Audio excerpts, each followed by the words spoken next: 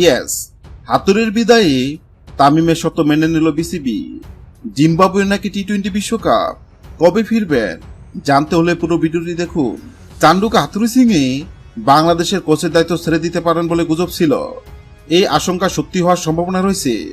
Sri Lanka series চলাকালীন হাতুড়িকে লেখা চিঠিতে বলেছিলেন যে তিনি অস্ট্রেলিয়া থেকে আর ফিরতে চান না। বিসিবির একাধিক সূত্রে বিষয়টি নিশ্চিত করা হয়েছে। বিপিএল এর বাছাই পর্ব থেকে শেষ পর্যন্ত মাঠে বসে দেখার কথা ছিল। বাংলাদেশ প্রিমিয়ার লিগে তার অনুপস্থিতি বাংলাদেশের কোচিং থেকে তার অনুপস্থিতি নিয়ে কিছুটা সন্দেহের জন্ম দিয়েছে। এই আশঙ্কা সত্যি হওয়ার সম্ভাবনা রয়েছে। নির্ধারিত সময়ের আগেই প্রধান কোচের পদ থেকে সরে দাঁড়াবেন হাতুড়ি সিংয়ে। হাতুড়ির সাথে 2025 চ্যাম্পিয়ন ট্রফি পর্যন্ত চুক্তি রয়েছে। তিনি 1 বছরের আগে চাকরি ছাড়তে চান। এদিকে তামিম বিসিবির সাথে বৈঠকে সরাসরি জানিয়ে দিয়েছিলেন যে হাতুড়ি সিংয়ে কোচ থাকলে তিনি আর জাতীয় দলে ফিরবেন না। হাতুড়ি সিংকে যদি বাংলাদেশ কোচ হিসেবে আর না পায় তাহলে তামিমের শর্ত অটোমেটিক পূরণ হয়ে যাবে। ফলে তামিমের সামনে টি-20 বিশ্বকাপ খেলারও একটি সুযোগ থাকবে।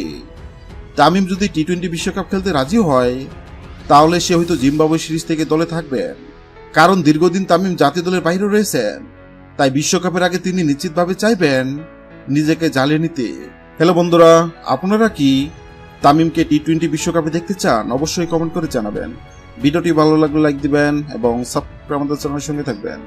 ভিডিওটি দেখার জন্য আপনাকে অসংখ্য ধন্যবাদ।